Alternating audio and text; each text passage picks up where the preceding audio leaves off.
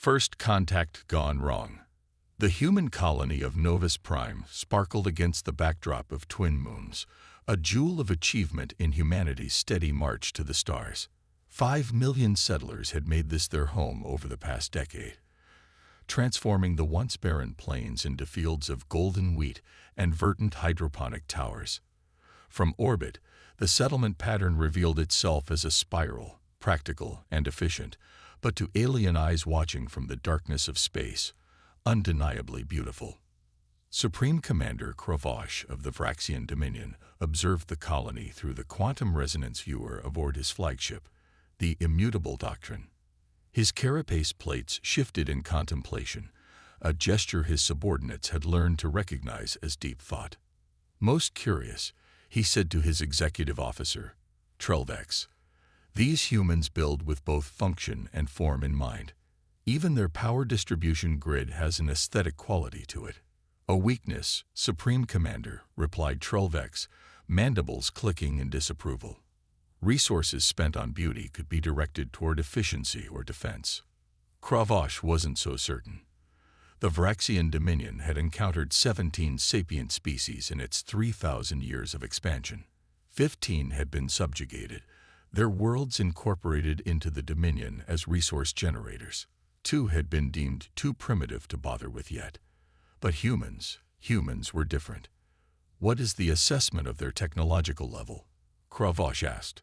Turning away from the viewer, the science officer, Nevillon, stepped forward, her ceremonial cloak denoting her elite case status.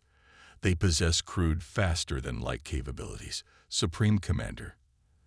Their colony ships are slow by our standards, but they've mastered terraforming with remarkable speed. Most concerning is their rate of adaptation." "Explain," Cravosh ordered. "Each human colony we've observed implements different technologies based on local conditions. There is no standard template. They improvise." The word seemed to cause her physical discomfort. Improvisation was anathema to Vraxian philosophy. The species had risen to dominance through strict adherence to hierarchy, meticulous planning, and the ruthless elimination of deviation. Their technology, their society, even their biology had been engineered toward perfect predictability. It was the cornerstone of their 3 millennia of uninterrupted expansion. "Show me their defenses," Cravosh commanded. The viewer shifted, scanning the colony's perimeter. There were basic shield generators, a handful of orbital platforms clearly designed for meteorite defense rather than warfare, and a modest garrison of what appeared to be peacekeeping forces rather than a proper military. "Minimal," Trelvex observed. "They are vulnerable." Cravosh felt his plates shift again, this time in uncertainty. Yet they expand without fear. Why would they venture so far from their core systems with such limited protection? "Perhaps they do not understand the dangers of the void," suggested his weapons officer. "Or perhaps," countered Nevlon, "they don't perceive themselves as threatened. Our intelligence suggests humans prioritize diplomatic relations. They may believe their intentions are clearly peaceful." Cravosh studied the colony again. The longer he observed, the more uneasy he became. Humans built things of beauty, yes, but there was something else, a chaotic energy to their expansion. While the Vraxians had methodically expanded outward at a rate of 1 system per 50 cycles, humanity had claimed 12 worlds in just 70 Earth years. "They are unpredictable," he finally said, "and they are multiplying too rapidly." "The High Command has expressed concern," Trelvex confirmed. "This is their farthest colony, but at their current rate of expansion, they will reach Vraxian space within 60 Earth years." Cravosh made his decision. The Dominion has endured for 3,000 cycles by eliminating threats before they materialize. Prepare the cleansing protocol. "Supreme Commander," Nevlon ventured cautiously, "our studies of human history show they respond aggressively to perceived acts of war, perhaps diplomatic." "The decision is made," Cravosh interrupted. "Deploy the resonance cascades.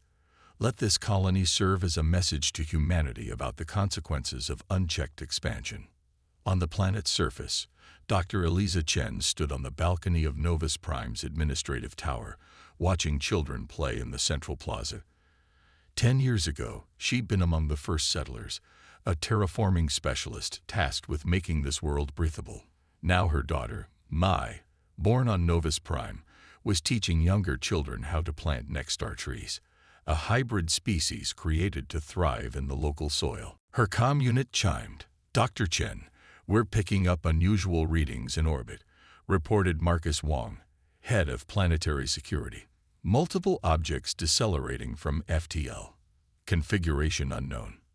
Eliza frowned. "First contact scenario. Possibly. The objects are maintaining formation. Suggests intelligence rather than natural phenomena. Implement first contact protocol Gamma. Activate the welcome beacon and prepare the translation matrices." Her heart raced with excitement and apprehension. Humanity had theorized about alien life for centuries, but no definitive contact had been made. Could this be the moment? In orbit, Cravosh watched the humans activate communication arrays. "They attempt to greet us," he noted with a hint of regret. "Deploy the cascades." The immutable doctrine released 12 quantum resonance devices, each no larger than a human shuttle, but containing the potential energy of a small star. As they descended toward Novus Prime's atmosphere, they began to vibrate at frequencies designed to interfere with the fundamental forces binding matter together. On the surface, Eliza felt it before any alarms sounded. A deep, bone-penetrating vibration. The plaza tiles began to crack. Children screamed as the ground beneath them seemed to liquefy then reform in impossible patterns. "May!" Eliza screamed, running toward the plaza as the administrative tower began to disintegrate around her. The very air seemed to shimmer with wrongness as quantum fields destabilized. Her last conscious thought was to activate her emergency beacon, standard procedure for any colony facing catastrophe. The signal burst outward at faster-than-light speeds toward Earth, carrying data about the attack and the alien ships responsible. Then Novus Prime, along with its 5 million inhabitants, ceased to exist in any meaningful form. Where a thriving colony had stood moments before, there was now only a swirling mass of partially deconstructed matter, the atomic bonds of everything: buildings, plants, animals, people, systematically unraveled by the Vraxian weapons. Cravosh observed the destruction impassively. "Send word to the High Command. The human colony has been neutralized as ordered." "Supreme Commander," his communications officer interrupted, "we detected a transmission burst just before the colony's destruction. It appeared to be directed toward Earth." For the first time in his distinguished career, Supreme Commander Cravosh felt something akin to doubt. Content of the transmission: unknown, but it contained a significant data package. Cravosh's plates shifted in what his species recognized as the first sign of fear. "Set course for Vraxian space, maximum velocity." As the Vraxian fleet departed, none of them noticed the small research vessel hidden in the shadow of Novus Prime's outer moon. Dr. James Kagawa, xenoanthropologist, had been conducting an unauthorized observation mission of his own colony, studying how human culture evolved in isolation. He had witnessed everything, and his ship's quantum entanglement communicator was already transmitting the complete sensor record back to Earth, including crystal-clear images of the Vraxian vessels. "This is Dr. James Kagawa," he whispered into his recorder as tears streamed down his face. "They're gone. Everyone's gone. 5 million people, just gone." His voice hardened. "I have visual confirmation of the aggressors. I'm transmitting everything. God help us all. And God help them when humanity responds." The quantum entanglement message reached Earth instantaneously, bypassing the hours or days that standard communications would require. Within minutes, emergency sessions of the United Earth Government were convened, and for the first time in its fractious history, humanity spoke with one voice. The gathering storm. Admiral Elena Reyes stood in Earth's orbital command center, watching the greatest military mobilization in human history unfold before her. The vast window displayed thousands of vessels converging from every corner of human space, a fleet unlike any ever assembled. "Status report," she demanded, her voice steady, despite 48 hours without sleep. 700,000 vessels committed, Admiral, replied her XO, Commander Takashi Yamamoto. 82% of conversions complete, and the remainder will be ready within 36 hours. Elena nodded, her dark eyes reflecting the lights of countless ships stretching into the distance. 3 weeks ago, she had been overseeing peaceful exploration missions. Now she commanded the vengeance of humanity. Composition breakdown. 17% military vessels, Admiral. The rest are converted civilian ships, freighters, research vessels, mining platforms, luxury liners, even private yachts. Every ship with an FTL drive that could be retrofitted has been requisitioned. Elena nodded, her dark eyes reflecting the lights of countless ships stretching into the distance. 3 weeks ago, she had been overseeing peaceful exploration missions. Now she commanded the vengeance of humanity. Composition breakdown. 17% military vessels, Admiral. The rest are converted civilian ships, freighters, research vessels, mining platforms, luxury liners, even private yachts. Every ship with an FTL drive that could be retrofitted has been requisitioned. Elena walked closer to the window, studying the transformation occurring before her. Civilian vessels that had never been designed for combat were being fitted with hastily manufactured weapon systems. Mining lasers were being converted into weapons. Cargo holds were being filled with drone swarms. Research instruments were being repurposed as electronic warfare platforms. "It's not elegant," Yamamoto observed, "but what we lack in military design, we make up for in numbers and creativity." "The Vraxians won't expect this," Elena replied. Their attack indicated a precise, methodical species that values efficiency. They'll be expecting a conventional military response. Not this. She gestured toward a former cruise liner, the Pacific Serenity, which now bristled with missile launchers where viewing decks had once been. Its hull had been reinforced with ablative armor plating, giving it a patchwork appearance that seemed almost comical, until one noticed the deadly seriousness of its new purpose. "Any word from the diplomatic corps?" she asked, knowing the answer. 7 separate attempts at communication have been made, Admiral. The Vraxians have not responded. Elena hadn't expected them to. The images transmitted by Dr. Kagawa had been clear. The attack on Novus Prime had been deliberate, unprovoked genocide. 5 million human lives erased in an instant by a species that apparently saw humanity as nothing more than a potential future threat to be eliminated preemptively. Her comm unit chimed. "Admiral, the Security Council is assembled and waiting." Elena smoothed her uniform and straightened her shoulders. At 47, she was relatively young for her rank, having risen through a combination of tactical brilliance and the political skills needed to navigate Earth's formerly fractious power blocks. Those skills would be tested today. The holographic conference room materialized around her as she activated her implant. 12 faces appeared, representing the major powers and coalitions of Earth and her colonies.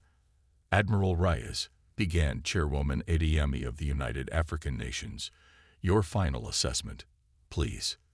"Madam Chairwoman, members of the Council," Elena began, "the fleet is nearly assembled.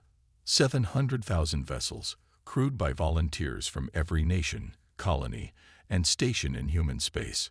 Our intelligence on the Vraxian Dominion remains limited, but we have identified their home system and major outposts based on Dr. Kagawa's final transmission."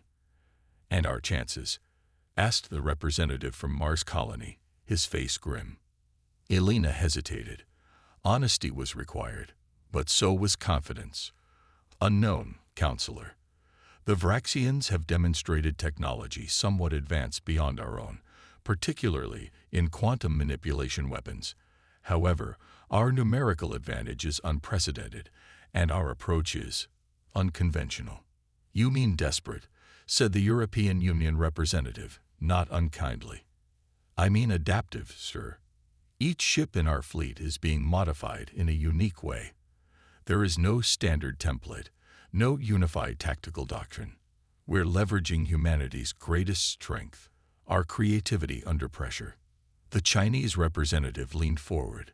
This is the largest united human effort in our history. Admiral, 700,000 ships, 30 million volunteer crew members, every nation contributing resources.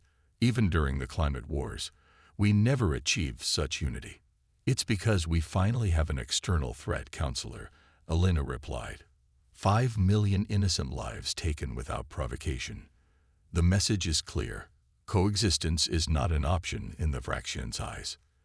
The vote has been taken. Chairwoman Adayemi said firmly. Operation Righteous Response is authorized. Admiral Rise, you have full tactical authority.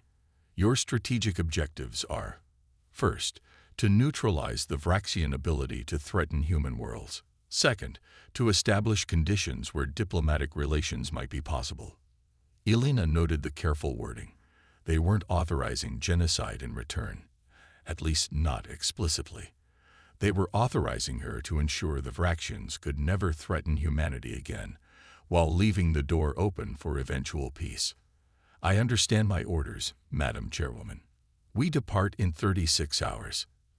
As the conference ended, Elena found herself alone with the holographic presence of Dr. Nathan Chen, husband of Dr. Eliza Chen, who had died on Novus Prime along with their daughter. Will you watch them burn, Admiral? He asked quietly. Elena studied the man. He had lost everything, yet there was no hatred in his eyes, only a profound weariness. That's not my mission, Doctor. But will you? If it comes to that. She met his gaze directly. If it's the only way to ensure humanity's survival, yes, but I don't believe it will come to that. The Vraxians made a terrible mistake based on a fundamental misunderstanding of human nature. We're going to correct that misunderstanding. How? His voice cracked slightly. By showing them exactly who we are. She paused. Dr. Chen, your wife's research on alien communication protocols has been instrumental in our preparation. She theorized that species with rigid hierarchical structures might not recognize the value of adaptability. Eliza believed first contact would be defined by cultural blind spots. Nathan replied, a ghost of pride breaking through his grief. She said we need to demonstrate our values, not just state them. That's exactly what we intend to do. Later, in her private quarters, Elena reviewed the final tactical briefings. The Vraxian Dominion controlled approximately 60 star systems arranged in a perfect sphere of influence, their expansion methodical and uniform in all directions. Their ships appeared to follow standardized designs with clear function-based classifications. In contrast, the human fleet resembled nothing so much as organized chaos. The military vessels, sleek, purpose-built destroyers and cruisers, were outnumbered 5-1 by civilian conversions of every conceivable shape and size.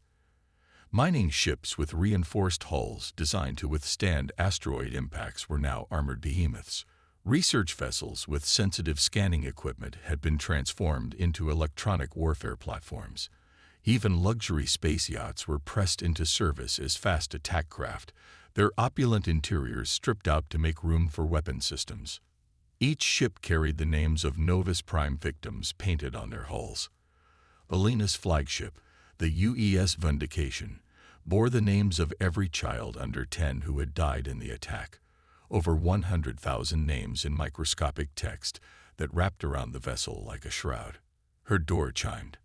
Enter, she called, closing the holographic displays. Commander Yamamoto appeared, carrying a data tablet. Final crew manifests, Admiral. Every ship is fully staffed with volunteers. In fact, we had to turn people away. We received over 100 million volunteer applications. Elena took the tablet, scanning the information. Any notable patterns? Yes, ma'am. 60% of volunteers have advanced technical expertise unrelated to military service. We have quantum physicists serving as gunners, terraforming engineers as tactical officers, and virtual reality designers as drone operators. Elena smiled grimly. The Vraxians attacked the wrong species, Commander. They saw our lack of standardized defenses as weakness. They're about to learn it's our greatest strength. Do you think they're expecting us? Yamamoto asked. Without question. Dr. Kagawa's final transmission indicated they detected Novus Prime's distress signal. They know we're coming. She stood, straightening her uniform. But they have no idea what's about to hit them. On the UES Righteous Fury, formerly the luxury cruise liner Pacific Serenity, Captain Mira Singh walked through what had once been the ship's grand ballroom. Now it housed a makeshift drone command center, with 300 civilian programmers operating swarms of mining drones retrofitted with explosive charges. Captain on deck. Someone called, and the programmers, none of whom had military experience, awkwardly rose to attention. As you were, Mira said quickly. Save the formality for the parade after we win. Show me what you've accomplished. Dr. Cavedarao, formerly the lead AI researcher at Ganymede University, stepped forward. We've reprogrammed the mining drones to function as a distributed intelligence network, Captain. Each individual drone is relatively simple, but together they operate as a complex adaptive system. She brought up a holographic simulation showing thousands of small drones moving in patterns reminiscent of Earth's starling murmurations. They'll respond to Vraxian countermeasures in real time, finding new attack vectors without central command. Captain Singh nodded approvingly. The definition of human warfare, organized chaos. As final preparations continued throughout the fleet, Admiral Reyes made her way to the observation deck of the Vindication. The vast armada stretched in all directions, a testament to humanity's response to existential threat. Her comm officer's voice interrupted her thoughts. Admiral, we've received the final authorization codes from Earth Command. All ships report ready status. Elena took a deep breath, steeling herself for what was to come. Send the fleet-wide address. Yes, ma'am. 60% of volunteers have advanced technical expertise unrelated to military service. We have quantum physicists serving as gunners, terraforming engineers as tactical officers, and virtual reality designers as drone operators. Elena smiled grimly.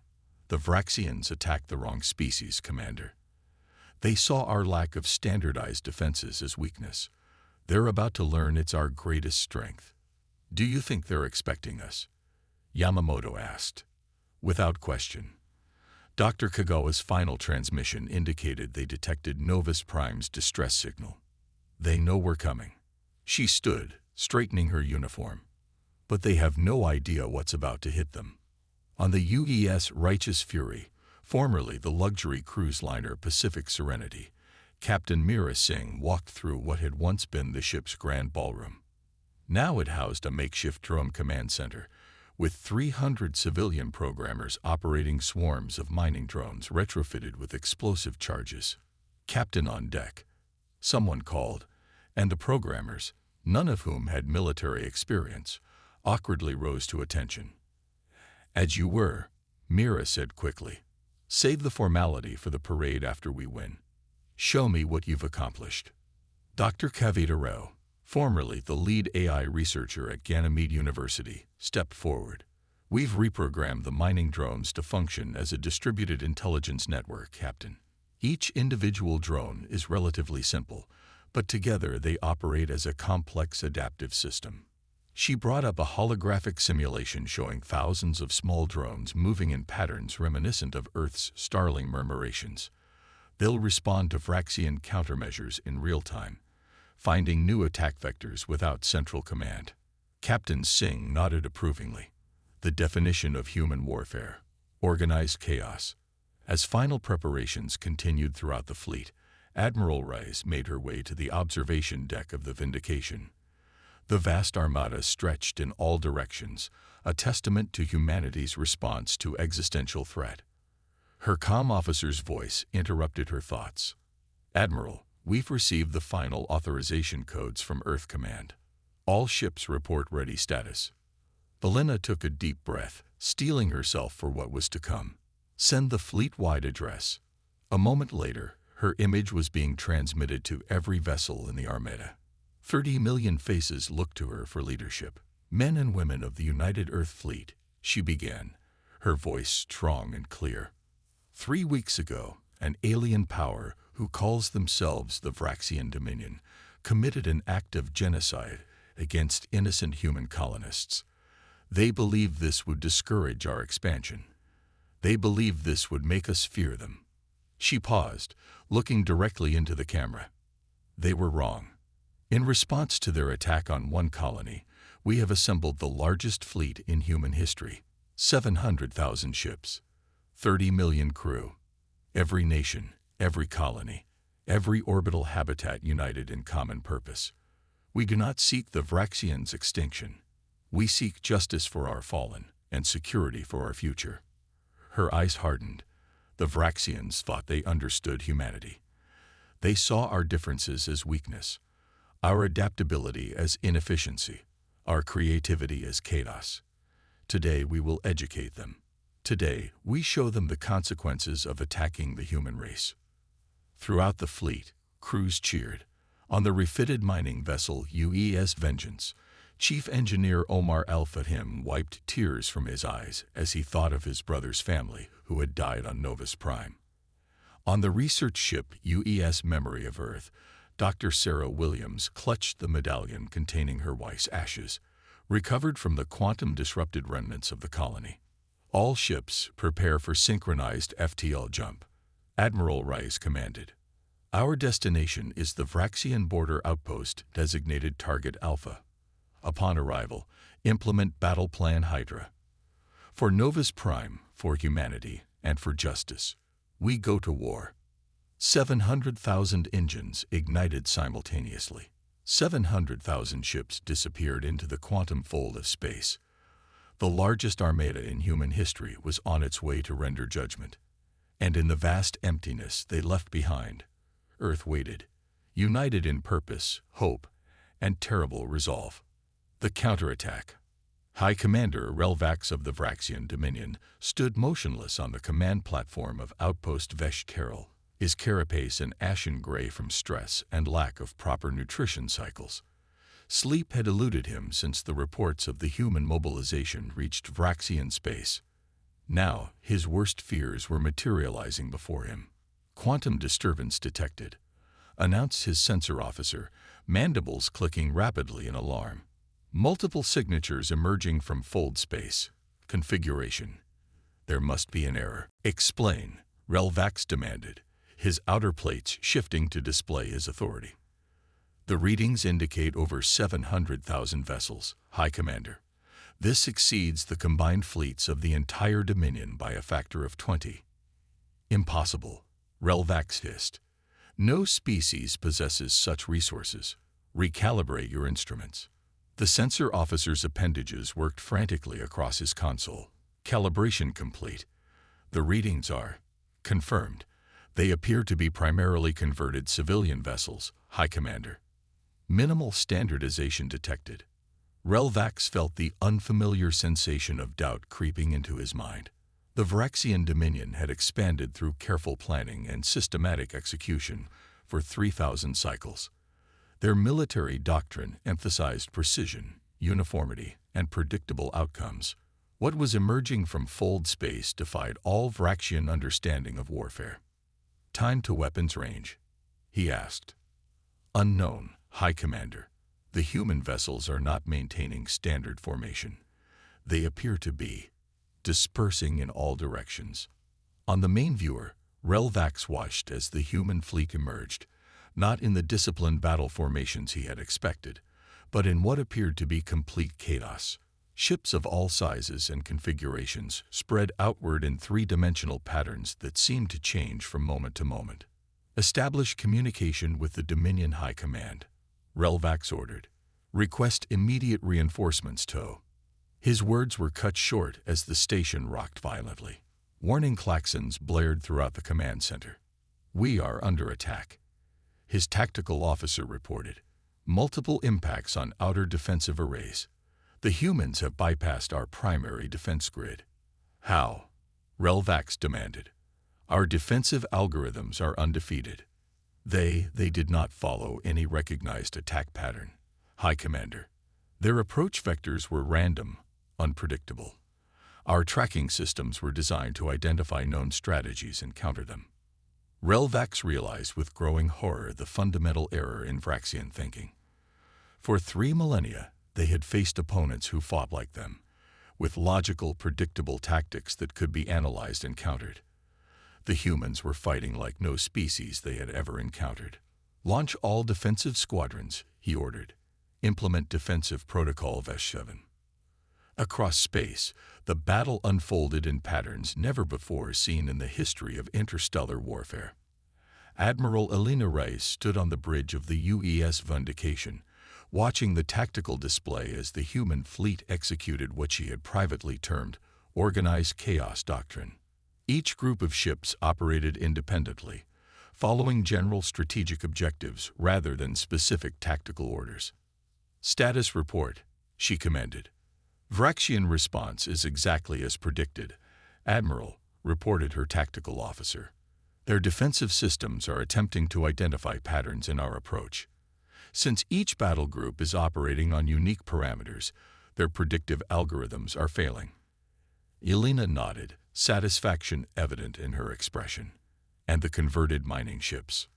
The UES Relentless and her sister ships have deployed their asteroid drilling equipment against the outpost's outer defenses. They're literally boring through the shield harmonics.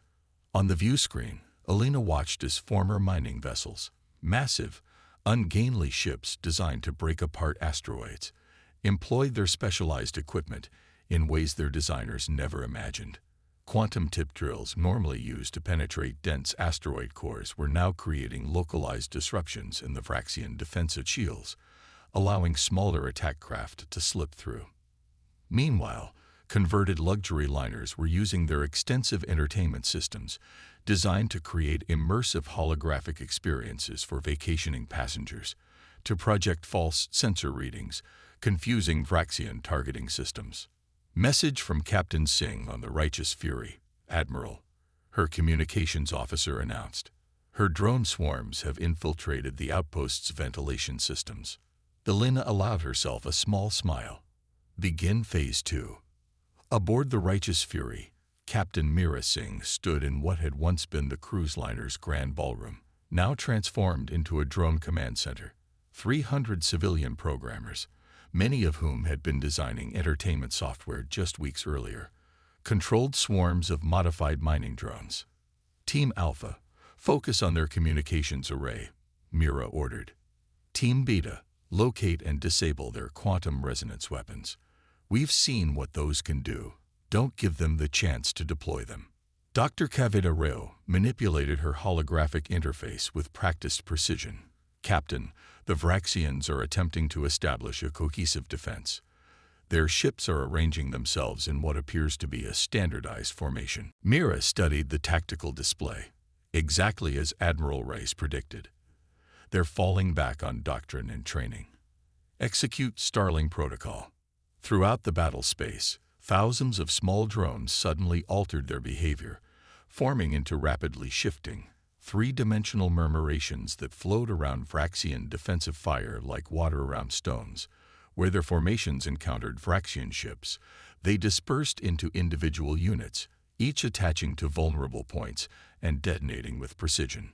High Commander Relvax watched in horror as his carefully organized defense began to crumble. This is not warfare, he hissed to his executive officer. This is madness. The humans do not follow any recognized doctrine. High Commander, the officer replied, his carapace plates clicking in distress. Each of their ships appears to be fighting independently, yet somehow maintaining coordination. Our predictive algorithms cannot establish countermeasures. A violent explosion rocked the command center.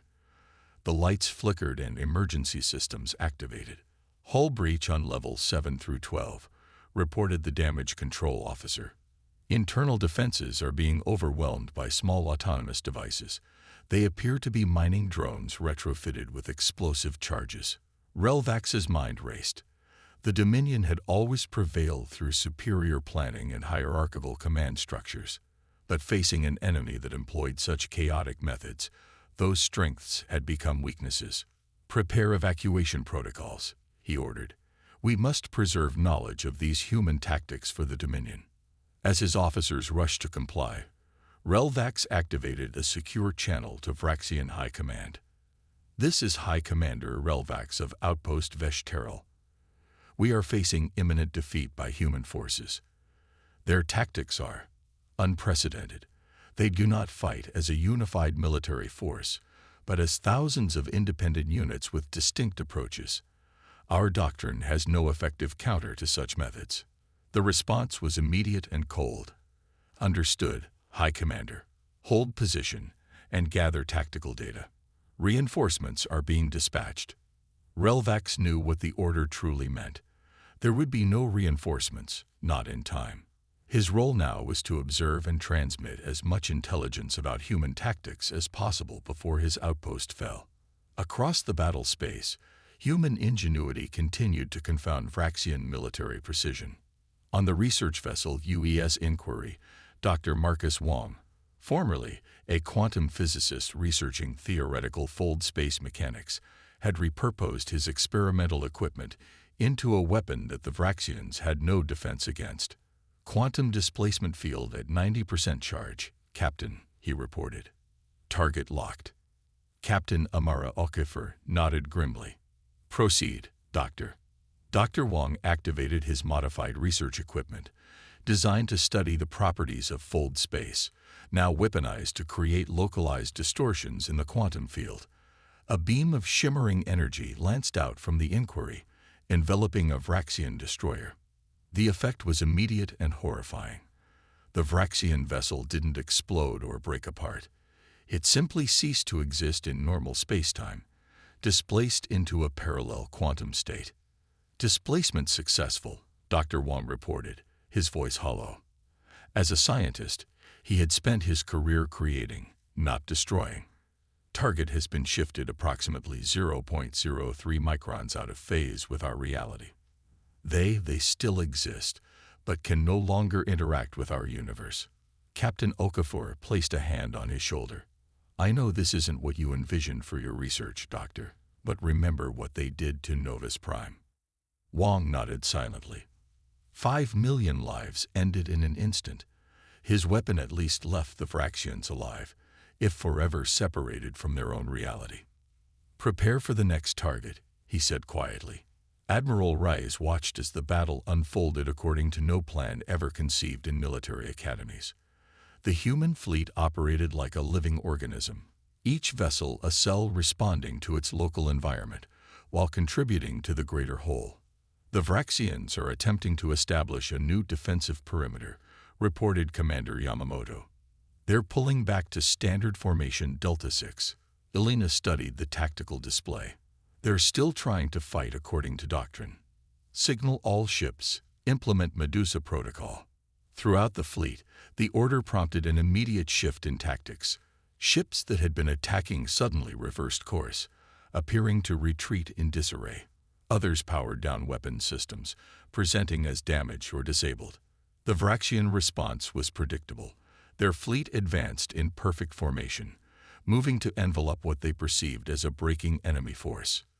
"They've taken the bait," Yamamoto observed. "Signal Captain Rodriguez on the Ghosts of Eden," Elena ordered. "Execute Phase 3.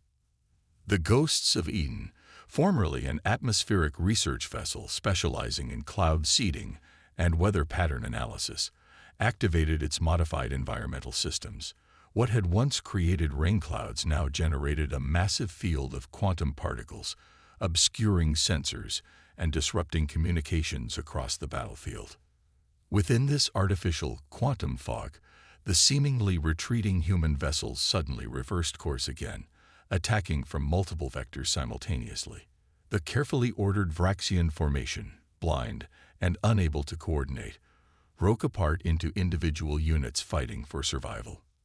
High Commander Relvax watched his strategic display disintegrate into chaos as ship after ship went dark or transmitted increasingly desperate distress calls. "We have lost 67% of our defensive capacity," reported his tactical officer, voice strained. The humans continue to advance using methods that defy analysis.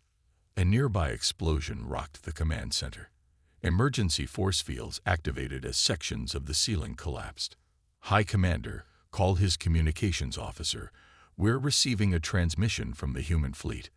They're requesting our surrender." Relvax froze, mandibles clicking rapidly in confusion. Surrender. The concept was almost foreign to Vraxian military doctrine. Their forces either achieved victory or fought to the last. There was no protocol for yielding to an enemy. "Put it through," he ordered after a moment's hesitation. The main viewer flickered, revealing the face of Admiral Elena Reyes. Relvax studied the human with intense curiosity. This was the species his people had so grievously misjudged. "High Commander Relvax," Elena began, her voice steady and authoritative. "Your outpost is surrounded. Your defenses are neutralized. I offer you and your personnel the opportunity to surrender and be treated according to interstellar conventions of warfare." Relvax's carapace plates shifted in a display of confusion.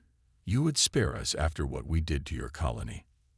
Elena's expression hardened. "Justice and vengeance are not the same thing, Commander. We seek the former, not the latter.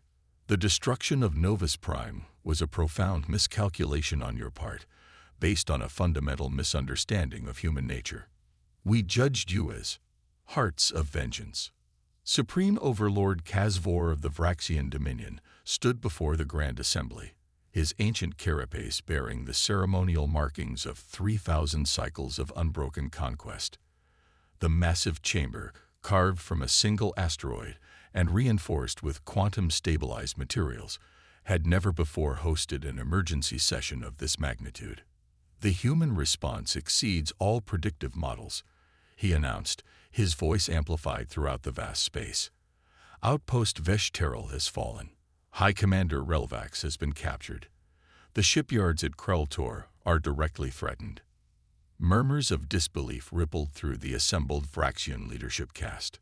For 3 millennia, the Dominion had expanded without meaningful resistance. Their methodical conquest of neighboring systems had proceeded according to carefully calibrated timetables. The concept of a significant military defeat was almost incomprehensible. How can primitives who only achieved FTL capability in the last century pose such a threat? Demanded Science Director Nevlax, her ceremonial robes shimmering with the bioluminescent patterns denoting her rank. Kazvor activated the central holographic display, showing footage transmitted from Veshterel before its fall. The assembly watched in stunned silence as human ships, many clearly repurposed civilian vessels, overwhelmed Vraxian defenses through tactics that defied conventional analysis. "The humans have converted their entire civilian fleet for military purposes," Kazvor explained. "They fight not as a uniformed force, but as thousands of independent units, each employing unique tactics. Our predictive algorithms cannot establish effective countermeasures against such chaos." War Minister Drolvak's mandibles clicked rapidly in agitation. "This defies the fundamental principles of warfare. No species can maintain strategic coherence without standardized doctrine and hierarchical command." "Yet they do," Kazvor replied grimly, "and they advance toward our core systems at an accelerating pace." The display shifted to show the approaching human armada, 700,000 vessels of every conceivable configuration, moving in patterns that seemed random yet somehow coordinated. At their current velocity, they would reach the shipyards at Kreltor within 26 hours. "We have underestimated these humans," Kazvor continued. "The cleansing of their colony was intended as a demonstration of Dominion resolve. Instead, it has unified them as nothing else could. Where we expected fear and retreat, we have provoked unprecedented mobilization." "What of our quantum resonance weapons?" asked Nevlax. "They proved effective against the human colony." "The humans appear to have analyzed and developed countermeasures," Kazvor replied. "Intercepted communications suggest they have repurposed their own quantum research equipment to detect and neutralize our resonance technology." The assembly fell silent as the implications became clear. For the first time in its history, the Vraxian Dominion faced an existential threat. "What are your orders, Supreme Overlord?" War Minister Drulvak asked, his voice subdued. Kazvor's ancient eyes surveyed the assembly. "We will deploy the Grand Fleet to Kreltor. Every available vessel, every weapon in our arsenal. The humans must be stopped before they penetrate further into Dominion space." As the assembly dispersed to implement his commands, Kazvor remained alone with his senior advisor, Telvak. "You have doubts, Supreme Overlord?" Telvak asked, noting the subtle shifting of his leader's carapace plates. "The humans respond to loss with unity and innovation," Kazvor replied quietly. "We respond with doctrine and hierarchy. I fear we may have awakened something we do not fully understand." Aboard the UES Vindication, Admiral Elena Reis studied the tactical projections for the assault on Kreltor. The Vraxian shipyards represented the heart of their military-industrial complex, a target of immense strategic value. "Vraxian reinforcements are converging on Kreltor," Admiral, reported Commander Yamamoto. "Intelligence estimates 3,000 warships, including their heaviest dreadnoughts." Elena nodded, unsurprised. "They're learning, concentrating their forces rather than dispersing them as they did at Veshterel. It will be a significantly harder target," Yamamoto observed. "Their shipyard defenses are designed to withstand conventional assaults." "Which is why we won't employ conventional methods," Elena replied with a grim smile. Status of Special Task Group Prometheus. "Captain Rodriguez reports they're ready, Admiral. The converted terraforming vessels have completed modifications to their atmospheric processors." Elena studied the holographic representation of Kreltor, a massive complex of interconnected habitats and construction facilities orbiting a neutron star. The Vraxians had chosen the location for its abundant energy and natural radiation shielding, but those same features made it vulnerable to what she had planned. "And our Vraxian guest?" she asked. "High Commander Relvax has been cooperative, Admiral. His insights into Vraxian defensive protocols have been invaluable." Elena had been surprised by the captured Vraxian commander's willingness to assist.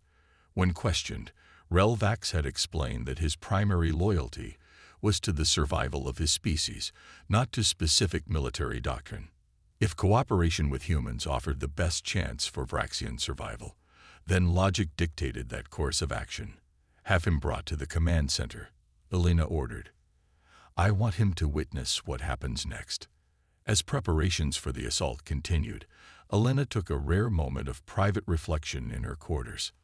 On her desk sat a small hologram, a family portrait of Dr. Eliza Chen, her husband Nathan, and their daughter Mai, taken shortly before they departed from Novus Prime. Elena had known Eliza from their university days, before military service had taken Elena in one direction and scientific research had taken Eliza in another. Now Eliza was gone, along with 5 million others, reduced to quantum particles by weapons that defied conventional physics. The Vraxians had believed their attack would discourage human expansion. Instead, it had united humanity in a way nothing else could have achieved. Her comm unit chimed. "Admiral, the fleet is in position. Special Task Group Prometheus awaits your command." Elena took a deep breath, touched the hologram briefly, then straightened her uniform. "On my way." When she arrived on the bridge, High Commander Relvax was already present, his tall, insectoid form drawing curious glances from the human crew. Despite being a prisoner, he carried himself with dignity. "You wished me to observe, Admiral?" he asked, his translator converting his clicks and hisses into smoothly accented English. "I want you to understand exactly what you're facing," Elena replied. "The full scope of human capabilities when we're united in purpose." She turned to the tactical display. "Commence Operation Prometheus." Throughout the fleet, specialized vessels formerly used for planetary terraforming activated modified atmospheric processors.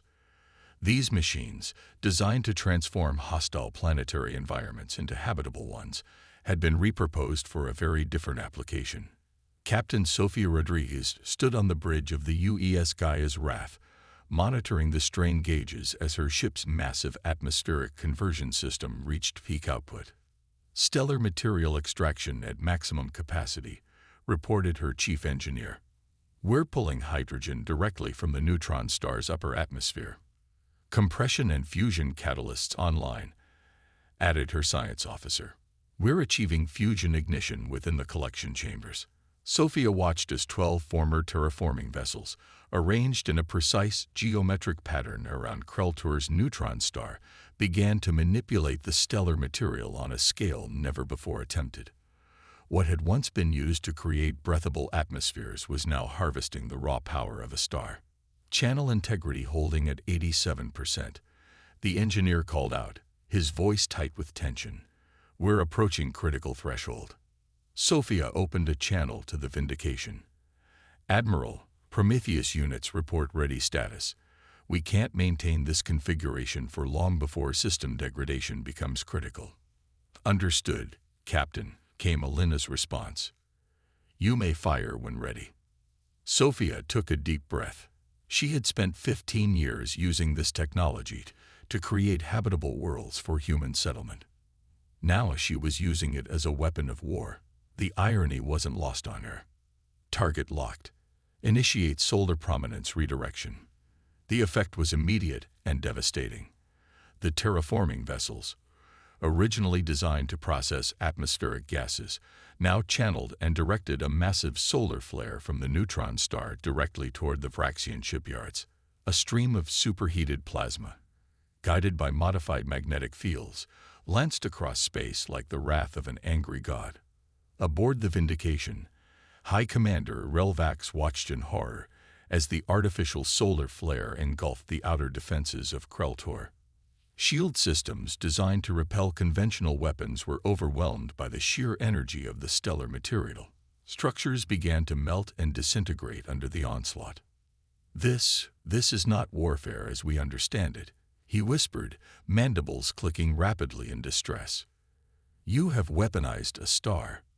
We've weaponized everything, Alina replied grimly. Your attack on Novus Prime taught us that we cannot afford to separate civilian technology from military application.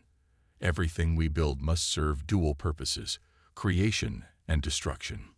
The artificial solar flare continued for 17 minutes before the terraforming vessels reached their operational limits and shut down.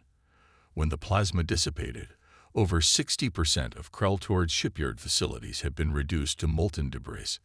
The Vraxian Defense Fleet is breaking formation, reported Commander Yamamoto. They appear to be withdrawing to defensive positions around the inner habitats. Elena nodded. They're protecting their population centers. Signal all ships, advance to Phase 2. Targeting protocols remain in effect.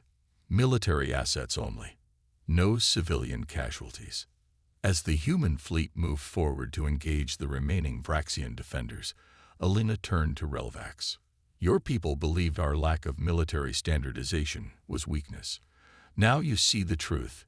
It's our greatest strength. Humans don't think in terms of rigid doctrine. We adapt.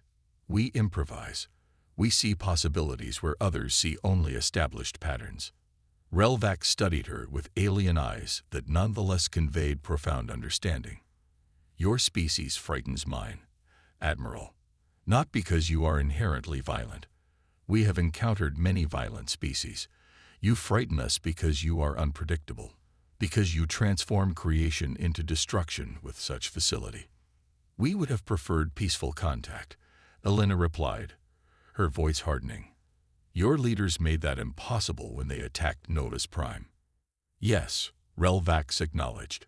A catastrophic miscalculation based on fundamental misunderstanding. We saw your expansion as inherently threatening precisely because it followed no pattern we could recognize.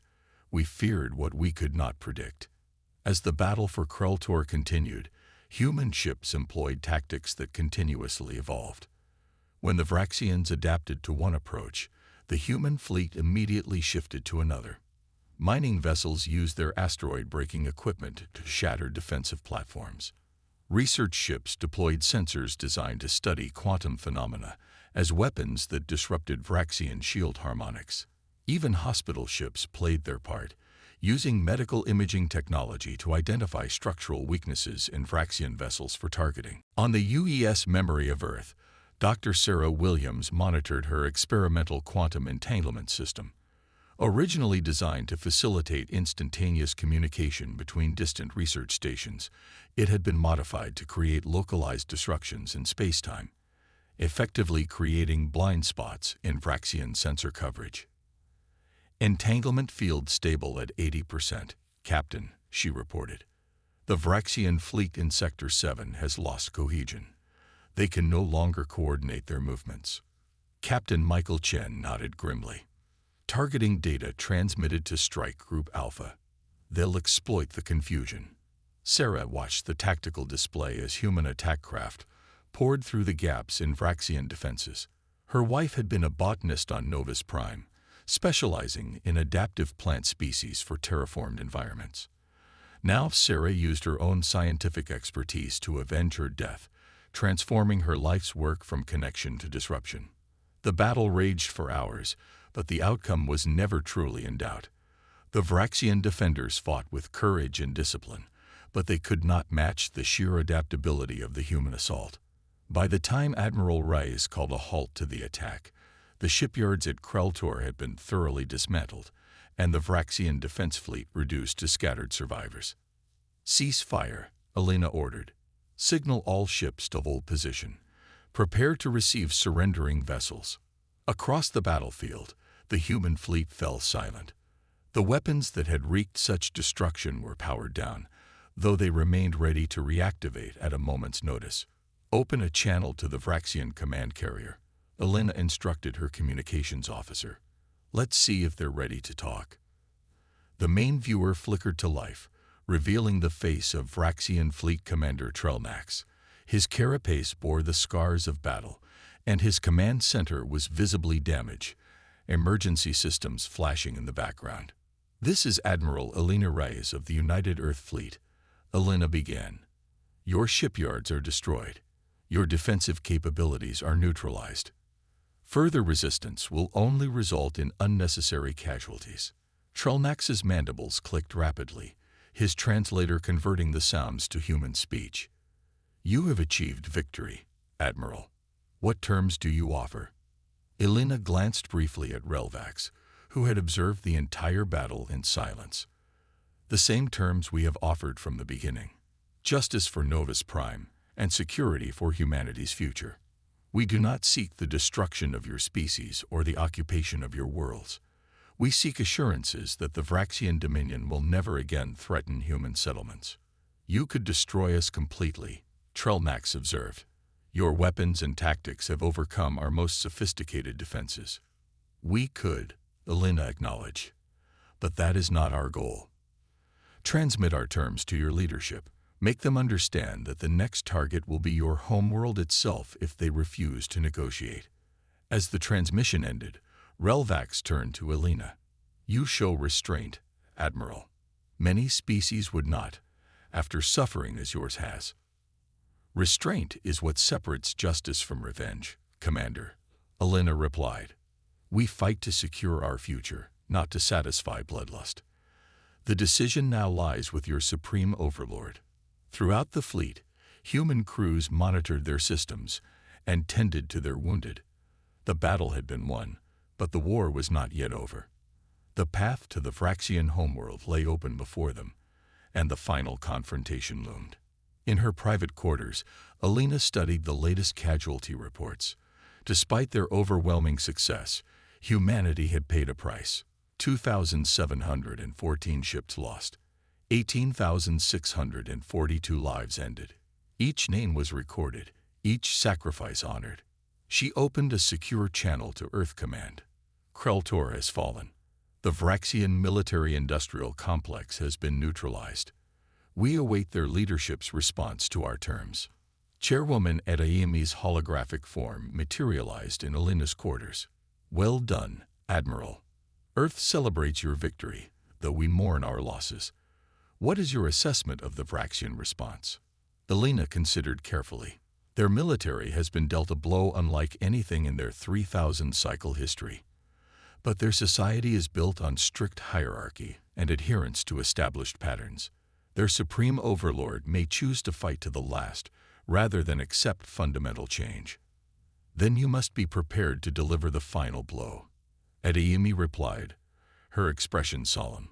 The Security Council has authorized the advance on the Vraxian homeworld if their leadership refuses our terms. You are empowered to take whatever actions are necessary to secure humanity's future. Understood, Madam Chairwoman. We will hold position for 24 hours awaiting their response.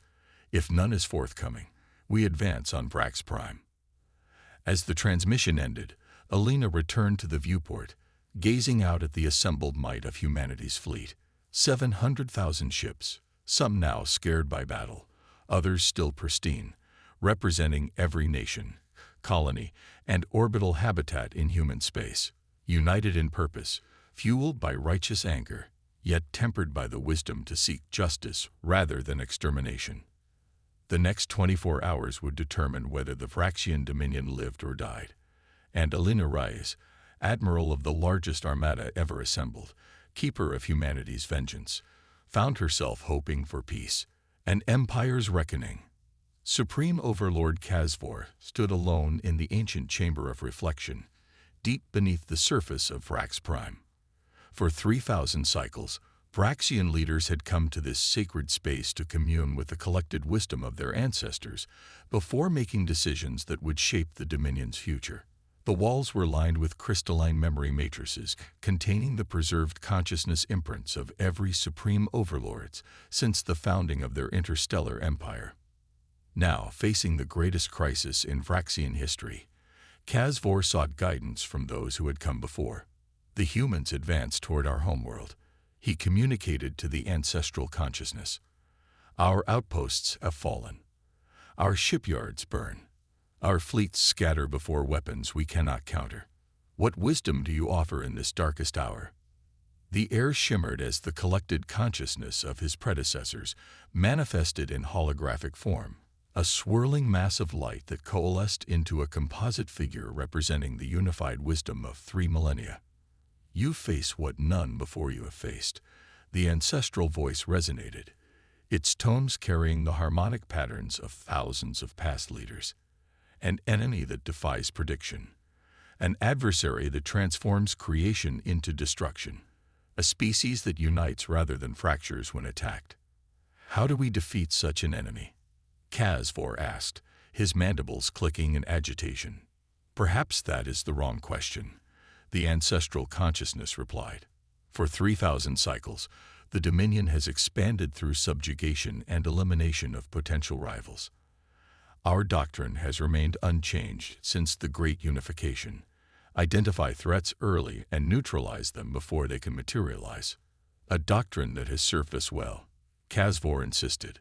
Until now, the ancestral voice corrected. The humans represent something our doctrine never accounted for.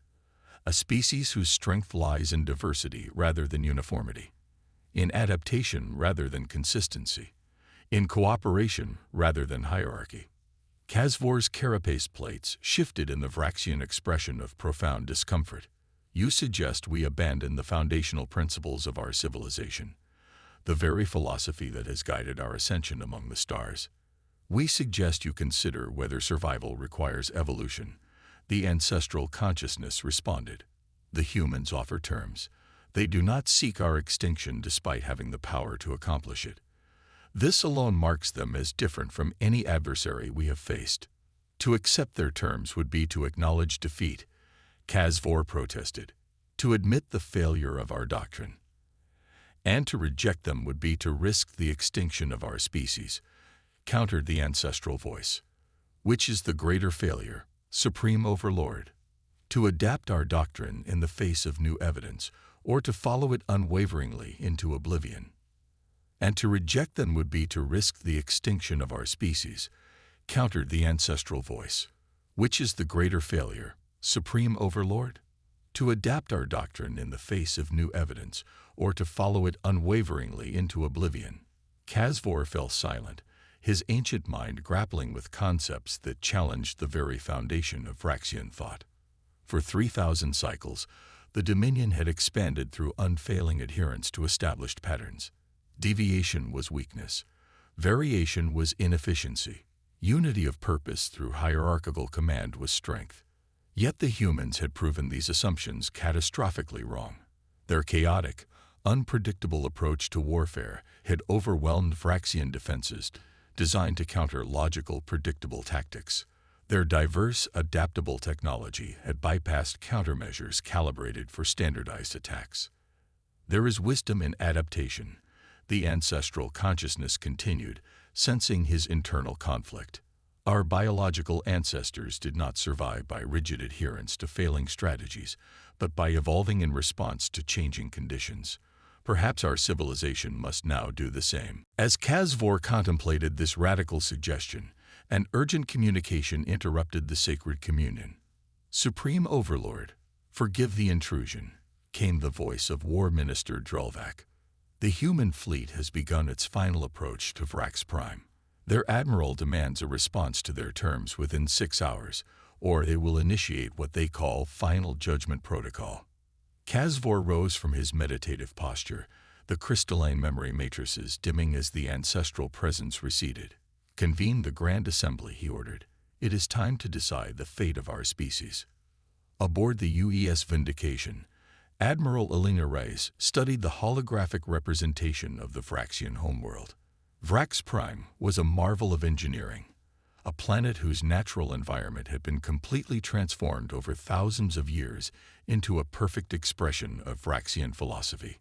Cities extended in precise geometric patterns across the surface, transportation networks formed perfect grids, and even the terraformed landscapes displayed mathematical precision rather than natural randomness. "It's beautiful, in its way," observed Commander Yamamoto. "Their entire civilization is an expression of order and pattern." "An order they sought to impose on the galaxy," Elena replied. 5 million human lives ended because we didn't fit their pattern."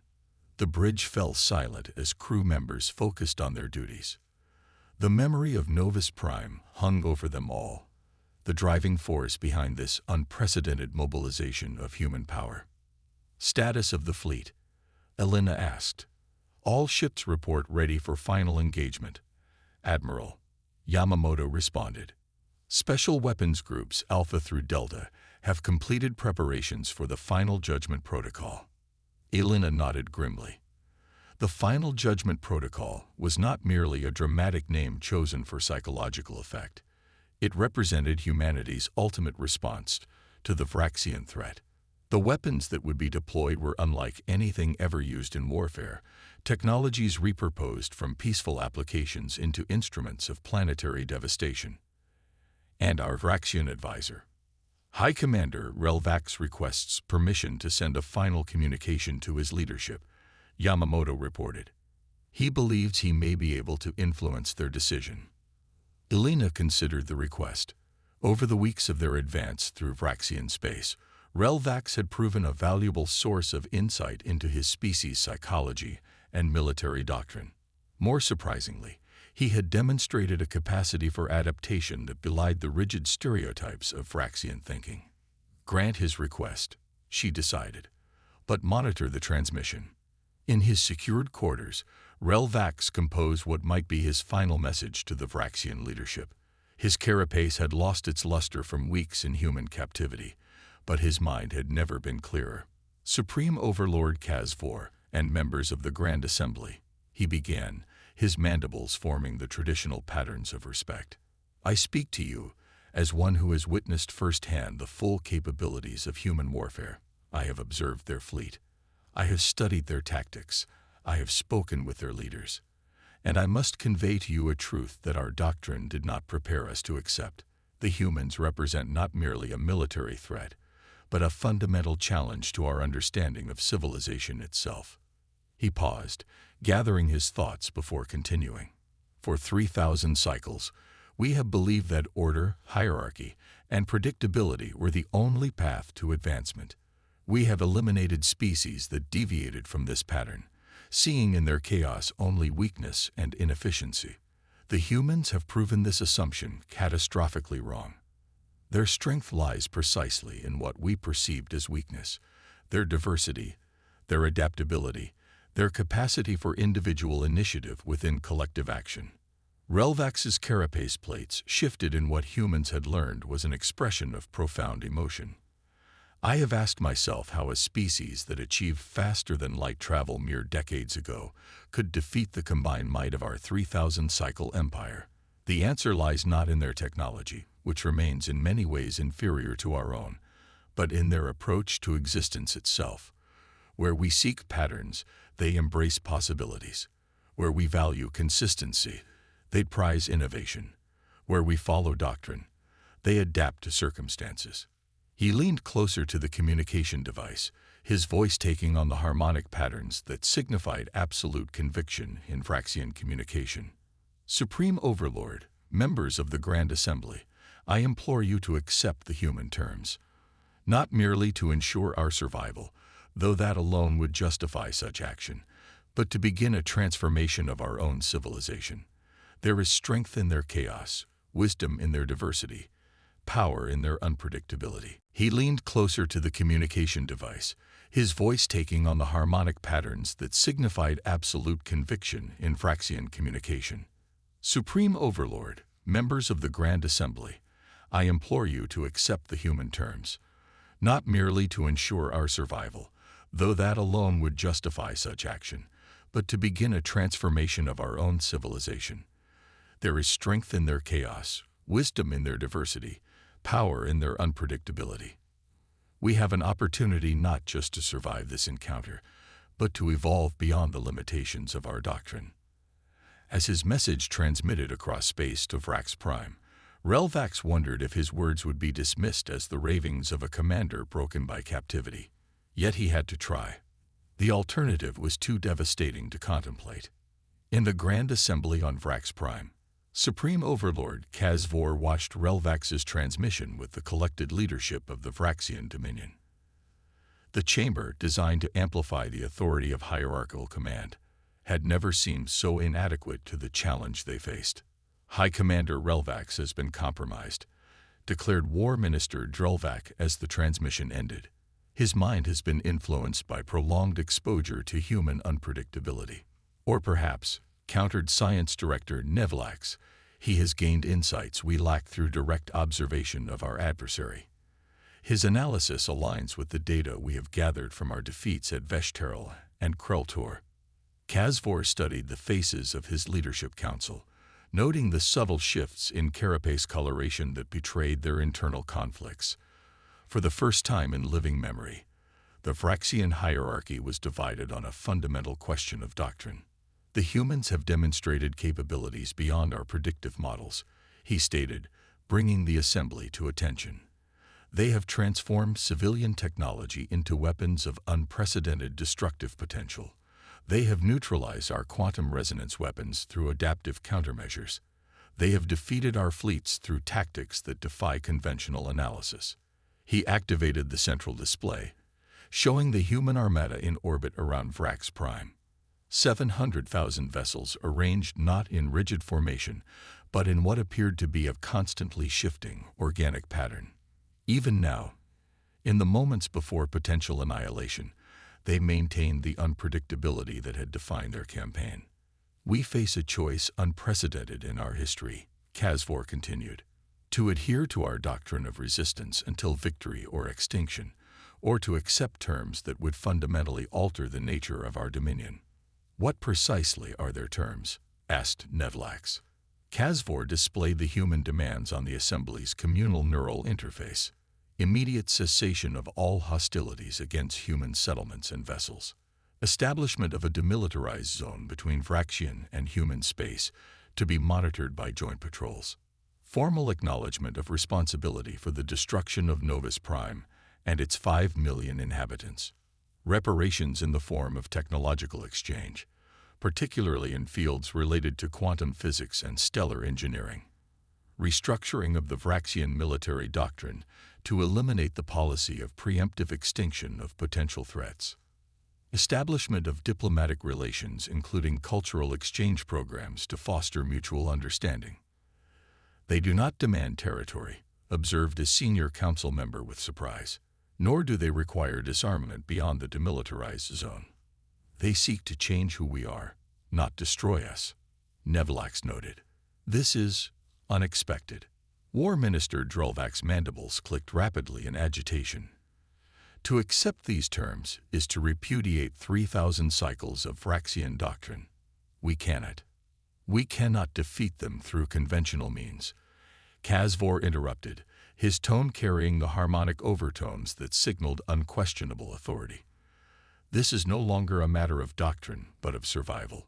The humans have demonstrated not only the capacity to destroy our military assets, but the ability to weaponize stellar material itself. If they chose to employ such methods against Vrax Prime. He left the thought unfinished, but every member of the assembly understood the implication. Their homeworld, the heart of their 3,000-cycle civilization, could be reduced to a molten wasteland in hours if the humans deployed the same technology they had used against Krultor. I have communed with the ancestral consciousness, Kazvor revealed, bringing a shocked stillness to the assembly. The Supreme Overlord rarely invoked such authority. They counsel adaptation rather than extinction, evolution rather than rigid adherence to failing doctrine.